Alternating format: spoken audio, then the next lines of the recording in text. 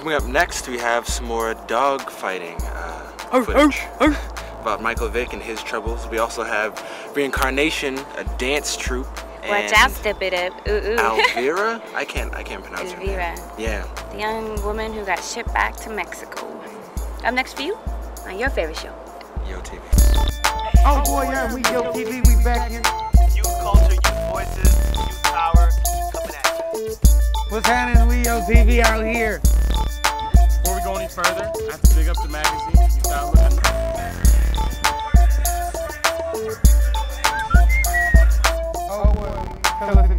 Youth Outlook, chronicle of young people's lives in the Bay Area. Known all over the Bay and beyond. Got a lot of good stuff for you this time. Yo! Good morning, YoTV. I'm trying to be very quiet, very serene. We're in a very beautiful place right now. South San Francisco, up by the big sign, is up there. You can see it. It's pretty close. I'm gonna fall down the hill. We're gonna go touch it. That's our goal for this show. We're gonna show you what it looks like. I'm Donnie. You know that. And I'm Ann, and we're here to bring you news stories, what's going on in the Bay. And right now we are following the story of Elvira, who was an illegal immigrant, and she found well, refuge, right, in a church out in Chicago. But unfortunately, she went to a protest and then got caught and deported, and now she's separated from her son, which is bad. Yes, but anyways, we went out to Oakland to check out a protest, to meet some people who are standing in solidarity with her. So go ahead and check it out next on YoTV. Elvira Arellano was arrested by Immigrant and Customs Enforcement agents in Los Angeles on August 19, 2007. Arellano is a well-known immigrant rights activist who had taken sanctuary in a Chicago church in August 2006 to avoid being deported away from her young son. We're here today to denounce the deportation of Elvira Arellano, who is an immigrant rights leader who was currently separated from her 8-year-old son. And I think it really shows how unjust our immigration policies are. So we're here today to say that, you know, as an immigrant community, we know that many of our loved ones are being deported, many of our families are being separated, and that our community is being terrorized. And we're here today to say that we're going to continue organizing and struggling for immigrant human rights to be recognized. We want an immediate halt to the deportations and detentions. And we also want legalization for all immigrants who are working here in this country, who are the backbone of our country, our farm workers, our domestic workers, all of our service workers that are here and are being exploited. We are here today to shed light on what's happening on Elvira Villarreanos. And again, this is because there's a lot of Elvira Villarreanos around here, right? A lot of mothers, a lot of women who are here sitting silently and are resisting the oppression of the immigration system that is attacking our communities. And we want to shed light on what's happening around here, and we want to denounce that and say that we want to commend her as a leader and for resisting for so long.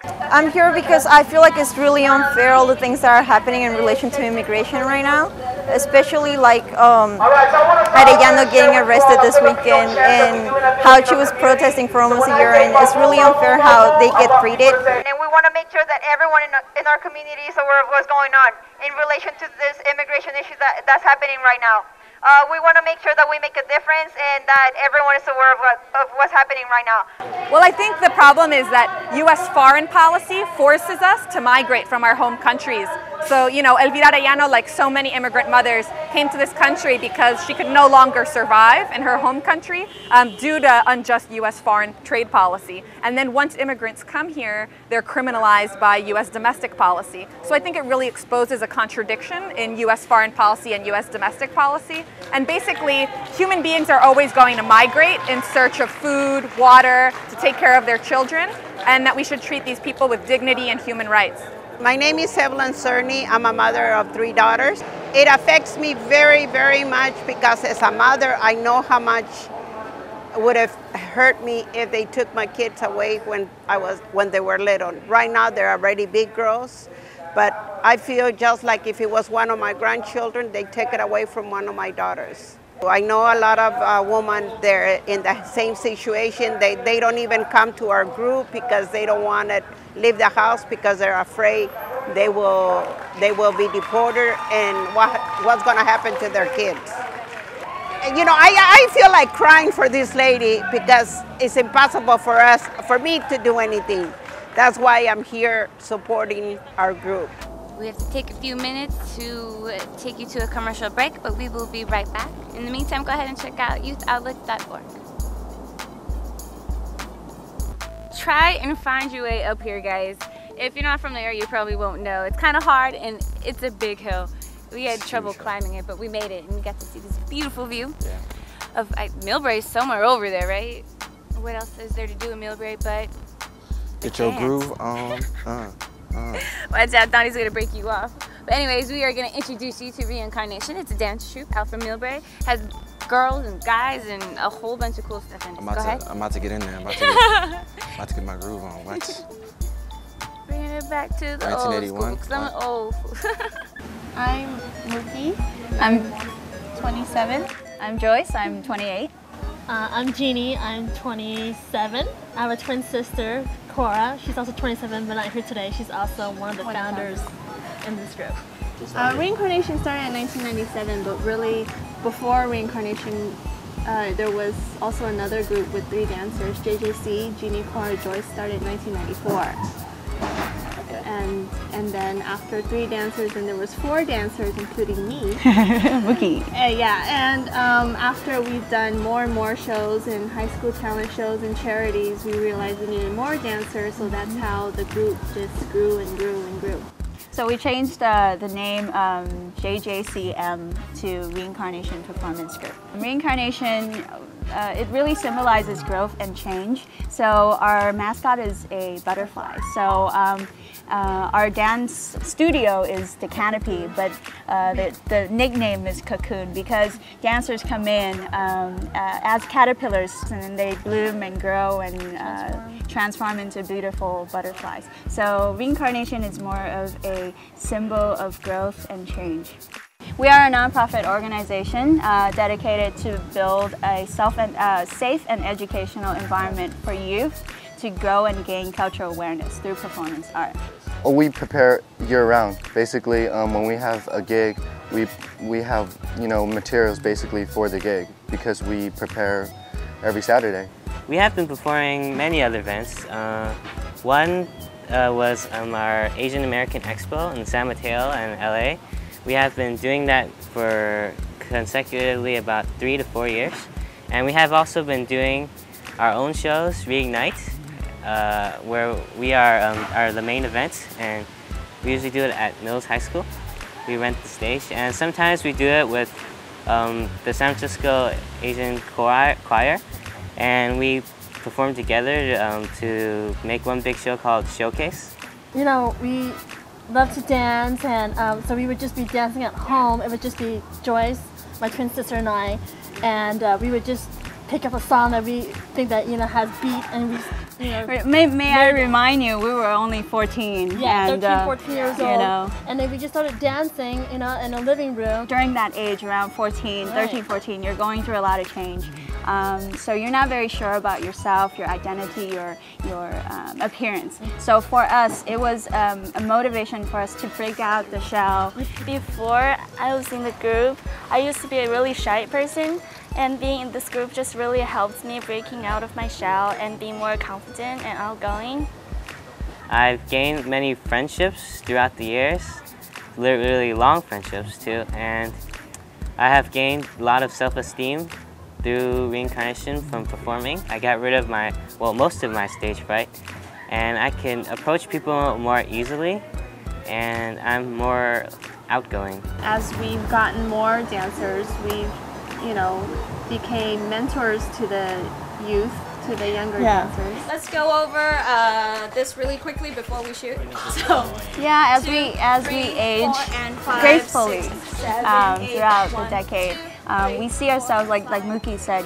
Before it's more of the teamwork. The teamwork with the girls and with the guys. Make sure we are all helping each other out. But now, with our knowledge, with our experience, with our age, we see ourselves assuming more of a mentor, a teacher, sometimes psychologist, counselor. But we're happy. We're really happy to do it. It's like a family, really. Yeah.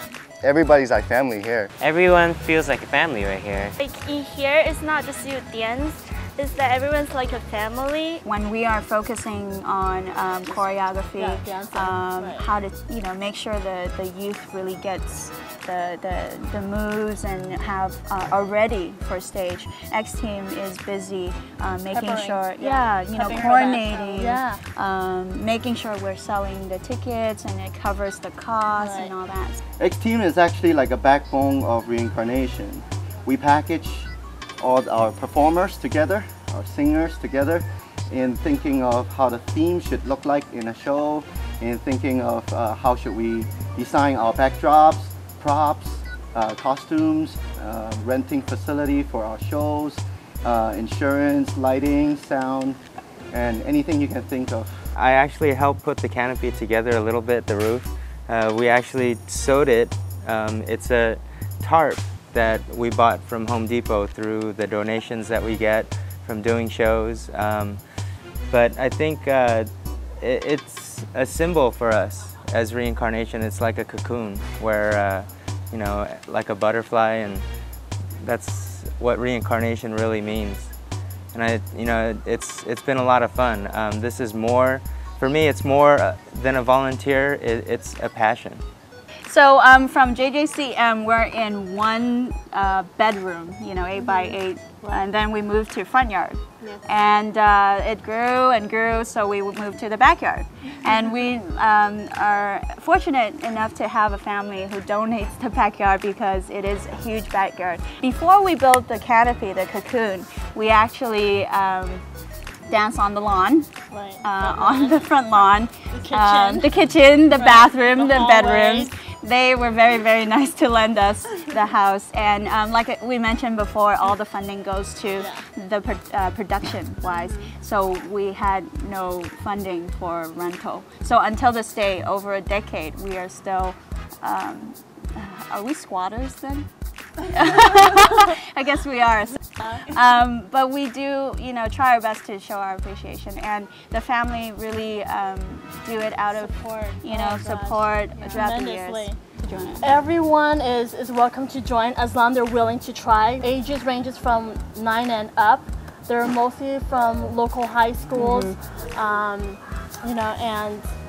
it's not limited to Asian either. It does represent more of the demographic locally because we are in Millbrae, so we want to continue that effort, even though it's volunteer, even though it takes almost all our spare time. But at the end, I think I could speak for us here. Yeah. It's worth it. Yeah.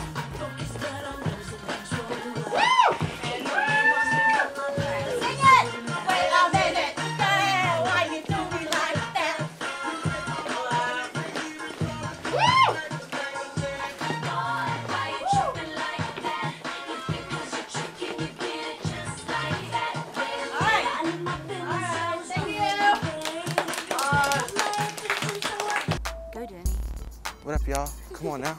Come on, I'm trying to get me a job, Millbrae dancers. Let's go. Out here, reincarnation, son. I'll come back as like something hot. I don't even know, like a dancing spatula. Anyway, we're gonna go to commercial. While we over here, check out newamericanmedia.org. So right now we're gonna recap a little bit of the Michael Vick conversations we've been having with people about him and dogfighting and how much time they should think he should get.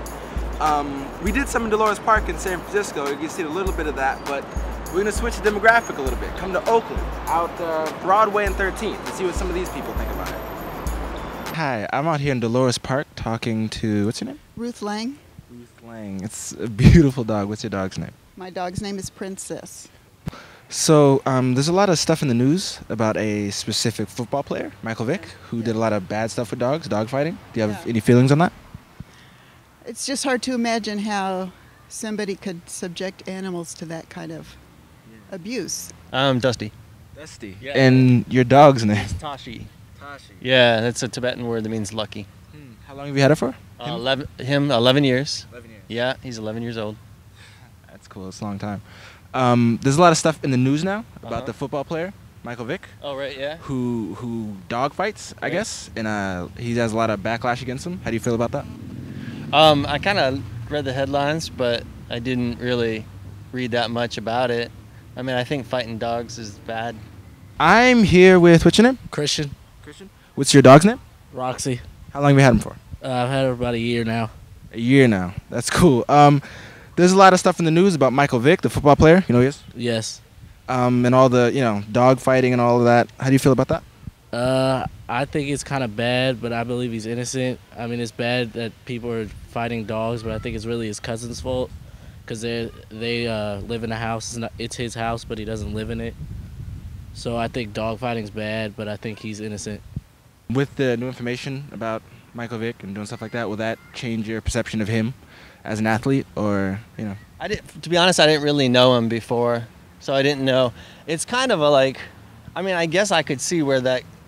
I don't know. I mean, I don't think there's any one culture of football or whatever. I think it's an individual thing. I mean, it's a person's personal history and their own personal psychology as to why they, I think, enjoy seeing violence or enjoy seeing animals being cruel to each other, or, being cruel to animals.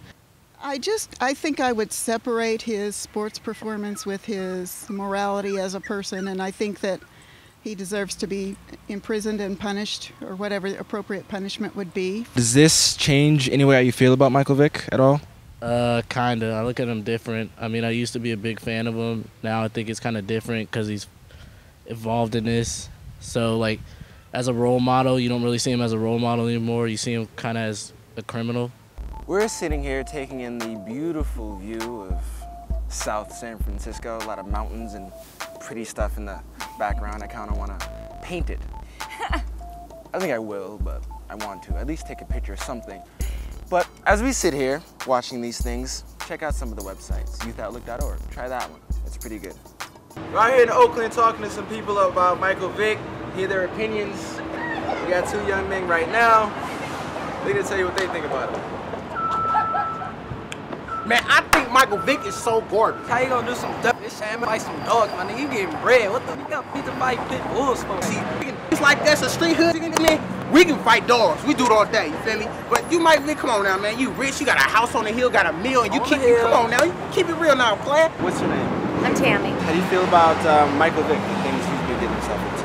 It's pretty sad. It's sad because, I mean, he had the potential to be a really good role model. Yeah. Coming from where he came from and going where he's going or was going. What did you say about Michael Vick before the camera started? Before the rolling? camera Off the started record rolling. type stuff. Yeah. I said fine, it'll go. My name is Justin Coleman. I'm from Richmond, California. I reside in Emeryville right now. He should be punished for what he's doing, but I think it's wrong how the media is blowing it out of proportion. And I think it's just based on the color of skin. Like with Lindsay Lohan, she got caught with the DUI, coked out her head. Exactly. Now you go into this magazine store right over here, she's gonna be in the cover of Elle magazine like nothing ever happened. And with Michael Vick, I mean, he did it, he was wrong. He should have been covering his tracks, but they took all his jerseys out the store like the next day after this had hit. So we're out here right now with, what are your names? Renisha and Josh. Today we're talking about Michael Vick and how people feel about him and the whole dogfighting situation. So, do you have any views on it? Like me, I just feel like it really isn't the media's business of what he does to dogs. It is cruel and punishment that how he treats the dogs if they lose, but still it's not the media's business. I don't think it's really the media's fault. It's just he happens to be a famous person who did something wrong, so they're gonna use him as an example. So there's some time attached to the crime he's done. It's either probation or 5 years, up to 5 years. I'm liking the 5 years. You think 5 years? I think we need to make an example. So there's time to go along with what he's done. It's either probation or 5 years or anything between. How much do you think he should get? I think he should get probation just because jail time for celebrities these days is really not that likely. Just because, the same thing with Jason Williams. He got the same lawyer that Jason Williams had when he shot that dude with the shotgun. Yeah. He didn't get no time. Actually, he was found not guilty. Yeah. So he got that. He got a really good lawyer, so I doubt that he served any jail time. Unless, the judge is really bad. He should be penalized for a year or two, but also let him pay a fee or do some some type of community service or something, but don't penalize him of him like playing sports and entertaining the world and stuff like that. I think animal cruelty is wrong, and especially when they went to his house, all the dog fighting equipment and all the cages and stuff like that, I think he should get a little bit of time. He needs to learn his lesson. It's so heinous what they were doing to these dogs. I mean, the rape stands. You guys hear about the rape stands? Where they would put the females in these stands so that they would be raped, so that they could breed the dogs that they wanted to breed, whether or not the female wanted to be involved or not, you know. We hope you guys had a good time with us today with the dancing and the immigration stuff and the dog fighting. It was a wonderful show. We're sitting here on the giant D. Well, we think it's a D. Could be a U. Could be a wing. I can't really tell. We're too close. But what I'm saying that you should watch next week. Or you know what? You should tape this episode and watch it over and over again. Learn it word for word. You can watch it like a midnight movie. See how this, whatever. Anyway, we'll see you next week. Bye.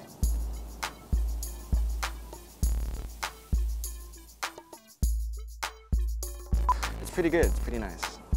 Up next for you, we have a story about Miss Elvira. I can't say it all right, but she has been in the news because she was, she was in, how do you, oh God,